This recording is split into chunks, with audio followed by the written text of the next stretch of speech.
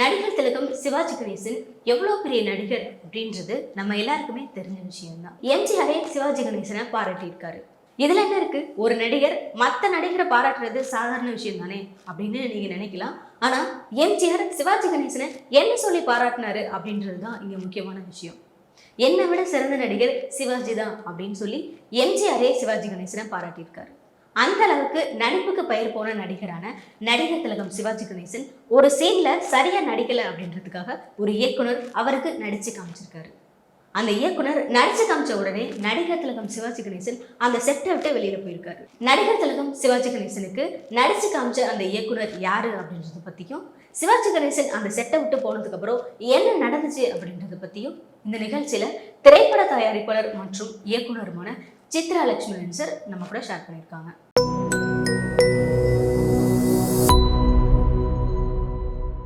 நடிகர் திலகம் சிவாஜி கணேசன் எவ்வளோ பெரிய ஒப்பற்ற நடிகர் அப்படின்றது உங்கள் எல்லாருக்கும் நல்லா தெரியும்.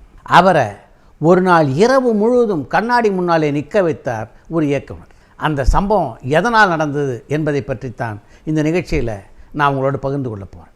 பேசும் தெய்வம் என்ற படம் KS கோபாலகிருஷ்ணன் இயக்கத்திலே சிவாஜி கணேசன் நடித்த படம். அந்த படத்துடைய படப்பிடிப்பு ஒரு நாள் நடைபெற்று கொண்டிருந்த போது சிவாஜி ஒரு காட்சி நடிச்சிட்ருக்கார். KS கோபாலகிருஷ்ணன் அந்த காட்சியில் சிவாஜி நடித்து முடித்ததும் ஒன் மோர் என்றார். சிவாஜி திரும்பவும் அந்த காட்சியை நடித்தார். திரும்பவும் ஒன் மோர் என்றார் KS கோபாலகிருஷ்ணன். திரும்பவும் ஒரு முறை நடித்தார் சிவாஜி. இப்படி ஒரு முறை அல்ல, இருமுறை அல்ல, 6 முறை சிவாஜி அந்த காட்சியில் நடித்தார். அதற்கு பின்னராவது கோபாலகிருஷ்ணனுக்கு அந்த காட்சியிலே திருப்தி ஏற்பட்டதா என்றால் இல்லை. ஒன் மோர் என்று மீண்டும் ஒரு முறை சொன்ன உடனே சிவாஜி நேராக கோபாலகிருஷ்ணன் பக்கத்தில் வந்தார். அப்பா, இந்த காட்சியில் எனக்கு என்ன தெரியுமோ அப்படிலாம் நான் நடித்து காமிச்சிட்டேன். இதுக்கு மேலே எப்படி இந்த காட்சி நடிக்கணும்னு எனக்கு தெரில.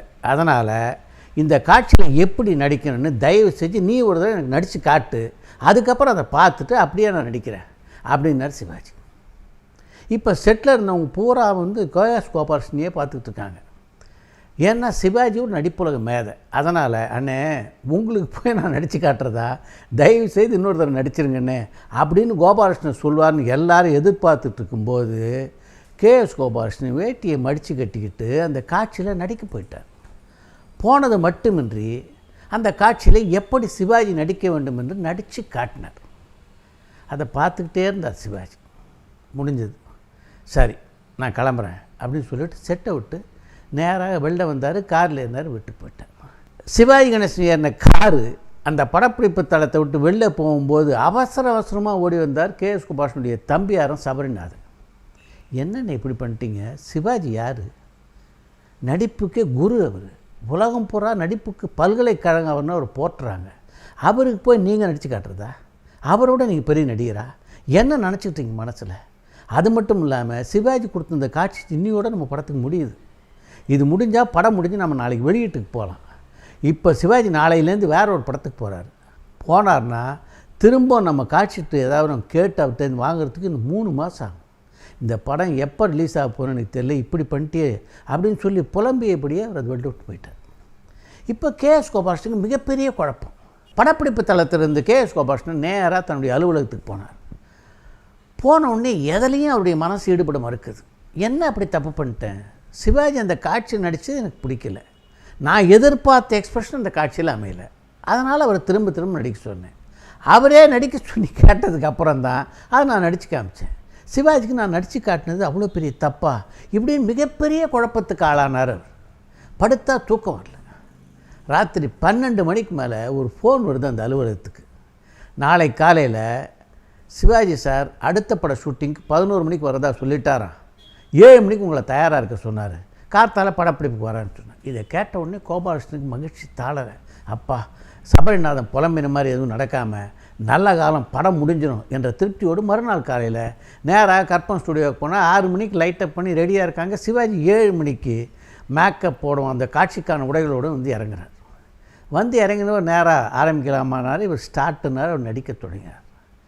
பிச்சு உதட்டார் சிவாஜி அந்த சீனை. அந்த நடித்து முடித்தோடனே KS கோபாலகிருஷ்ணன் கண்ணெல்லாம் கலங்கி போச்சு. சிவாஜி போய் அப்படியே கட்டி பிடிச்சிக்கிட்டார். இதைத்தானே நேற்று கேட்டேன், அப்போ நடிக்க மாட்டேன்ட்டிங்களே அப்படின்னு. பா, நான் செட்டை விட்டு நீ நடித்து காமிச்சிட்டு அதுக்கப்புறம் நான் செட்டு விட்டு போன உடனே நான் ஏதோ கோவப்பட்டு போகிறேன், நீங்களாம் கூட நடித்து பார்த்துருப்பீங்க. நான் கோவப்பட்டெல்லாம் போகல. நான் போனதுக்கான காரணமே வேறு. இவ்வளோ படத்தில் நடிச்சிருக்கோம், இந்த டைரக்டர் நடித்து காட்டின மாதிரி நமக்கு ஏன் அந்த நடிப்பு வரமாட்டேங்குது அப்படின்னு எனக்கு மிகப்பெரிய குழப்பமாயிடுச்சு. நேராக வீட்டுக்கு போனேன். வீட்டுக்கு போனதுலேருந்து கண்ணாடி முன்னாடி நின்று நீ எப்படி நடிச்சோ அப்படி திரும்ப திரும்ப திரும்ப திரும்ப நடித்து பார்த்தேன். நான் கண்ணாடி முன்னாடி திரும்ப திரும்ப நடிச்சிட்டு இருக்கிறத பார்த்து என் ஒய்ஃப் கமலா என்கிட்ட வந்து, என்னங்க ஏதோ இப்போ தான் புதுசாக சினிமாவில் நடிக்க போகிற மாதிரி கண்ணாடி முன்னாடி ஒரே சீனு நடித்து பார்த்துக்கிட்டு இருக்கீங்க அப்படின்னு ஆச்சரியத்தோடு கேட்டான். நான் ஏறக்குறைய ஒரு 10-20 முறை நீ எப்படி எனக்கு சொல்லி கொடுத்தியோ அப்படி நடிச்சுக்க வைத்தேன். என் நடிப்பில் எனக்கு திருப்தி ஏற்பட்ட பிறகு தான் நாளை காலையில் படப்பிடிப்பு வரேன் அப்படின்னு உனக்கு ஃபோன் பண்ண சொன்னேன் அப்படின்னு சொன்னார் சிவாஜி. அதாவது ஒரு இயக்குனருடைய பார்வையில் அந்த சினிமா இருக்கணுன்றதுக்காக ஒரு கலைஞன் எந்த அளவு உழைச்சிருக்கான்றதுக்கு இந்த சம்பவம் ஒரு உதாரணம். இந்த சிவாஜியினுடைய பெரிய மனசு இருக்க, அது பேசும் தெய்வம் காலத்தோடு நின்று போல. 1983ஆம் ஆண்டின் இறுதியில் நான் சிவாஜி வைத்து வாழ்க்கை என்ற ஒரு திரைப்படத்தை தயாரித்தேன். அந்த படத்தில் சிவாஜி கணேசனுக்கு ஜோடியாக அம்பிகா நடித்திருந்தார்.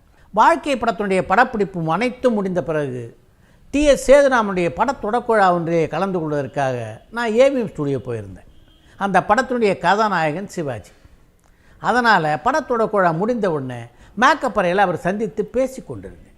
அப்போ என்கிட்ட அவர் வாழ்க்கை படம் முழுசாக போட்டு பார்த்தியா, எப்படி வந்திருக்குன்னு கேட்டார். அதாவது பின்னணி இசை சேர்ப்பதற்கு முன்பான காலகட்டம் அது. நான் சொன்னேன், படத்தை பார்த்தோம், ரொம்ப பிரமாதமாக இருக்குது. பல இடங்களில் நான், சி.வி. ராஜேந்திரன் எல்லாரும் கண்ணு கலங்கிட்டோம். படம் பார்த்த எல்லாருமே ரொம்ப பிரமாதமாக இருக்குதுன்னு சொன்னாங்க என்று அவர்கிட்ட சொன்னேன். இதெல்லாம் முடிஞ்சு நான் வெளில கிளம்புறதுக்கு முன்னாடி, சித்ரா ஒரு விஷயம், படத்தில் ஏதாவது ஒரு காட்சி உனக்கு திருப்தியாக இல்லைன்னா என்கிட்ட சொல்லு, நான் திரும்ப நடித்து தரேன் அப்படின்னு சொன்னார் சிவாஜி. என்னுடைய அனுபவமின்மை காரணமாகவும் வயது காரணமாகவும் சிவாஜி கிட்ட, ஆமாம் சார், எனக்கு கூட ஒரே ஒரு காட்சியை திரும்ப எடுத்தால் நல்லாயிருக்குன்னு தோணுது, அந்த காட்சியில் மட்டும் உங்கள் நடிப்பு கொஞ்சம் கம்மியாக இருக்க மாதிரி தோணுது அப்படின்னு சொன்னேன். எவ்வளோ அனுபவம்னு பாருங்கள். சிவாஜி எப்படிப்பட்ட உயர்ந்த நடிகர், அவருடைய நடிப்பு திறனை விமர்சிக்கிறதுக்கு நான் யார்? இந்த வாழ்க்கை திரைப்படத்தை பொறுத்த வரைக்கும் அது எனக்கு 2வது படம். ஆனால் சிவாஜிக்கு அது 242வது படம். அப்படி இருக்கிற ஒரு நடிகர்கிட்ட உங்கள் நடிப்பு இன்னும் கொஞ்சம் அந்த காட்சியில் சிறப்பாக அமைந்திருக்கலாம்னு நான் சொல்கிறேன். உடனே மற்ற நடிகர்கள் யாராக இருந்தாலும் என்ன சொல்லுவாங்க, இல்லை சித்ரா, அந்த படத்தை நீ இன்னும் 2-3 தடவை போட்டு பாரு, பார்த்துட்டு அதுக்கப்புறமும் உனக்கு திருப்தியாக இல்லைன்னா நாம் நடிக்கிறத பற்றி திரும்பி யோசிப்போம் அப்படின்னு சொல்லுவாங்க. இல்லைன்னா சி.வி. ராஜேந்திரன் நீயும் சேர்ந்து இன்னொரு தடவை அந்த படத்தை போட்டு பாருங்கள், அதுக்கப்புறமும் உங்களுக்கு திருப்தியாக இல்லைன்னா நீ சி.வி. ராஜேந்திரனை கூப்பிட்டுக்கிட்டீங்க வா, அப்புறம் திரும்ப அந்த காட்சியை எடுக்கிறத பற்றி யோசிப்போம் அப்படின்னு சொல்லியிருப்பாங்க.